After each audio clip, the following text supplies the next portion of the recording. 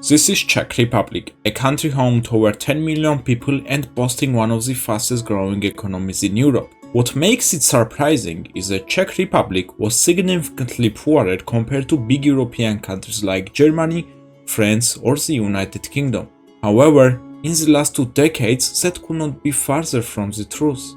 In fact, if we compare GDP per capita statistics when it comes to purchase power parity, we can see that Czech Republic is richer than Spain, while also being almost as rich as Italy, the United Kingdom and South Korea. But behind the richest economy in Europe, there are a lot of factors haunting its economy. So how can a post-socialist country go from having failed economy to now being a richer than one of the great economies of Europe, and what problems haunt the people of the Czech Republic? Well, to answer that question, we have to divide the topic in several chapters. Czech Republic during Czechoslovakia times. How Czechia transitioned to capitalistic model. What factors are slowing down Czechia's growth?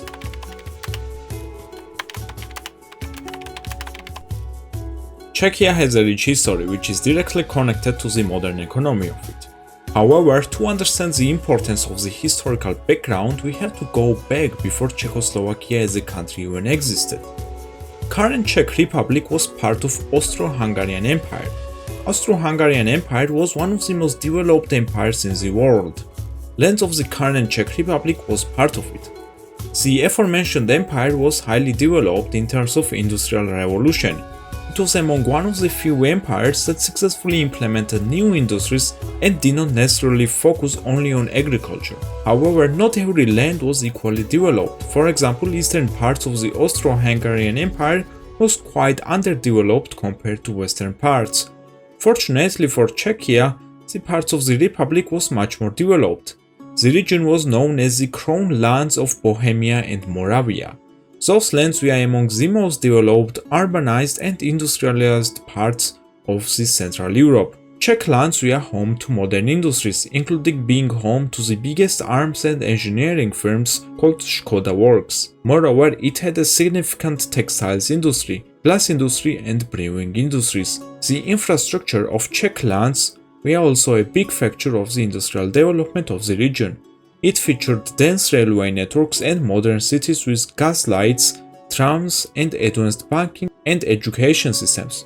For example, literacy rates were around 95% in 1910, which was one of the highest in the world. In the 1911-1930 period, the Czech lands accounted for about 43% of national income in the Austrian half of the monarchy. For example, in 1930, it is estimated that Bohemia had around 2,783 GDP per capita, compared to Italy's 2,300 and Germany's 2,800. So to put it simply, Bohemia, one of the lands that Czech Republic now has, was as rich as other developed nations in Europe. After World War I, Austro-Hungarian Empire collapsed, thus the new country managed to come up, Czechoslovakia. Czechoslovakia continued developing, however, it had to face some harsh events during the World War II. Not only was it temporarily occupied by Germans, but after the war, Soviet Union's influence reached the country. In 1948, Communist Party seized the power and the country had to adopt planned economic model. The difference between capitalistic and planned economic models were huge. For one, capitalistic economic model had more freedom when it came to decisions. Citizens could own businesses and decide what to produce. However, in the centrally planned economic model, everything in Czechoslovakia was planned centrally. That meant that the government could decide what products to produce and in how large quantities. Moreover, they could also decide on which industries to build and which to ignore. Centrally planned economies were not all doom and gloom. For one, they offered a quick startup for certain industries. For example, Tsarist Russia was heavily underdeveloped. The country failed to industrialize in a meaningful time frame, thus the country was suffering from poverty. When communist powers took control of the country, one of their main goals was to heavily industrialize it. In 1928, Joseph Stalin unveiled the first 5-year plan. This plan focused heavily on developing Soviet industrial capacity, and the first 5-year plan is broadly considered to be a success. The Soviet Union's industrial output increased dramatically. However, Czechoslovakia's case was different. One could argue that the country would need much different approach to the situations that they were facing. For example, Soviet Union's first 5-year plan was heavily focused on developing industries. However, Czechoslovakia already had enough industrial base. First 5-year plan was between 1949 to 1953. Unfortunately for Czechoslovakia, the exports to non-communist countries had to drop significantly due to new restrictions. However, Czechoslovakia increased trade between Eastern Bloc countries. First 5-year plan was heavily focused on developing metallurgy and other heavy industries. However, the original goals were not really met. The 5-year plan was also a big factor of causing inflation. Thus, in 1953, a currency conversion wiped out a lot of people's savings. While the second 5-year plan achieved some significant increase in industrial output, a lot of economists thought that the investments were yielding diminishing returns. The agricultural sector was still lagging behind, and the growth rate of national income was stagnating. Unfortunately, copying Soviet 5-year plans were not really suited for Czechoslovakia. A lot of economists called for decentralization as early as 1954. The issue with 5-year plans was that they were mostly about the political side of it.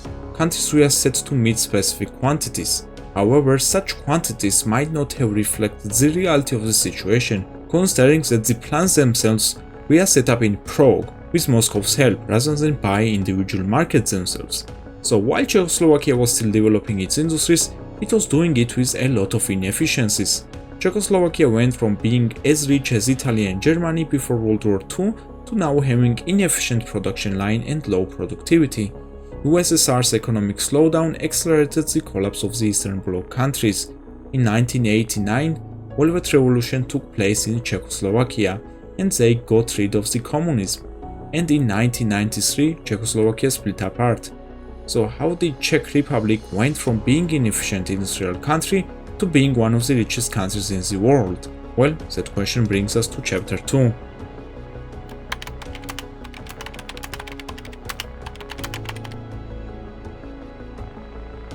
The Soviet Union had been declining since the 1970s. On the surface, the USSR still looked strong, but the economic gap between the West and the East was widening very quickly. By this point, it was clear that the system needed a last major attempt to save itself.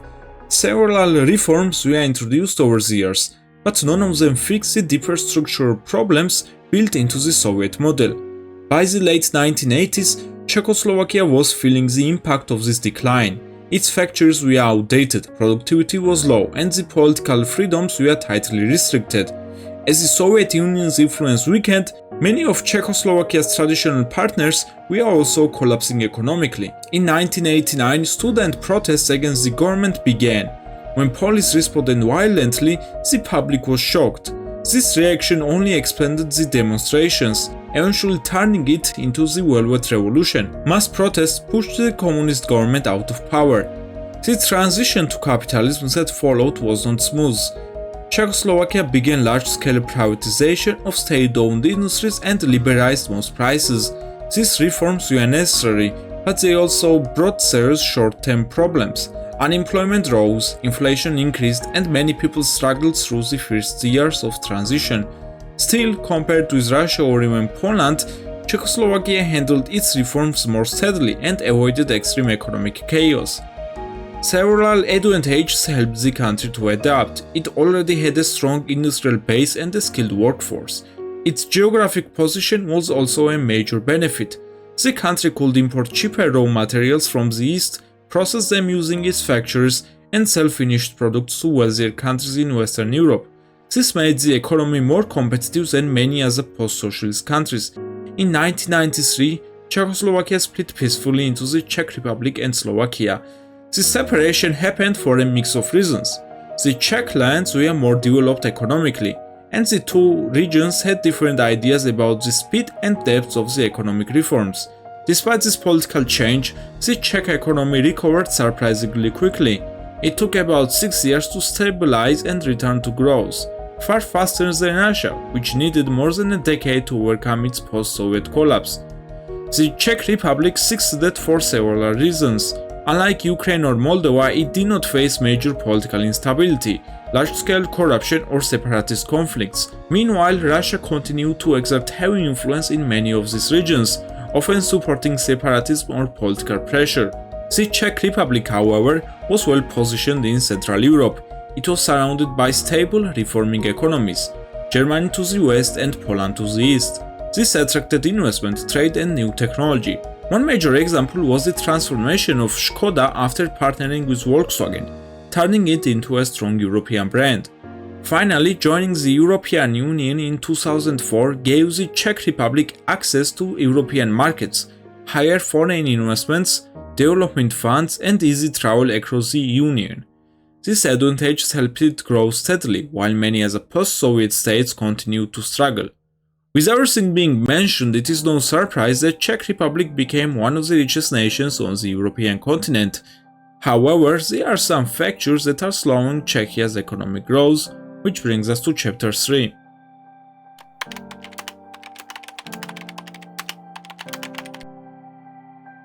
Even though Czechia is often seen as one of the wealthiest countries in Europe, its population still faces several serious challenges that threaten long-term economic growth. In recent years, the Czech economy has been hit hard by multiple problems. One of the biggest was inflation. In 2021, inflation reached 3.8%, which was high but still manageable. However, in 2022, it surged to 15.1%, almost double the European Union average. Inflation eased slightly in 2023 to 10.7%, but this was still extremely tough for most households. Wages did not keep up with rising prices. By 2023, real wages were still below their 2019 levels. Compared to other OECD countries, the Czech Republic recorded the worst real wage performance during this period, putting major pressure on household budgets. A key driver of this economic stress was the war in Ukraine. The conflict sent energy prices skyrocketing, and Czechia was heavily dependent on Russian natural gas. Gas was crucial for heating, electricity, and industrial production. When energy costs rose, everyday life became more expensive. Food production became more expensive, transportation prices went up, and living expenses increased. Households and businesses had to deal with a very harsh situation. Another structural problem is the labor shortage. Czechia has one of the lowest unemployment rates in the world, which sounds positive, but it highlights a deeper issue. The population is aging quickly. Every year about 120,000 people retire, but only around 90,000 young workers enter the labor market. This leaves a yearly gap of about 30,000 workers. Projections suggest that this shortfall could double within the next decade, leading to as many as 700,000 missing workers. Productivity is also becoming a concern. Much of Czechia's industrial strength comes from the automotive sector, but productivity growth has been slowing down. While the service sector is expanding, it remains slightly less productive than the industrial sector. This means that the less productive part of the economy is growing faster. Several factors may explain this, including low investment in research and development, fewer patents being filed, and limited progress in high-tech innovation. Finally, the European Union's recent economic slowdown has added more pressure. Major export destinations like Germany, Italy, and Slovenia together make up over 30% of Czechia's export value, and the European Union as a whole accounts for about 85%. If Europe continues to slow down, Czechia's export-driven economy will feel the impact. So, is Czechia in serious trouble? Well, not necessarily. Many of these problems are temporary and can be eased through smart reforms. While political uncertainty and global economic risks remain, the worst phase seems to have passed, and the country is slowly moving towards recovery. Hey, thank you for watching my video. If you have liked the video, please subscribe so you will not miss out on our future uploads.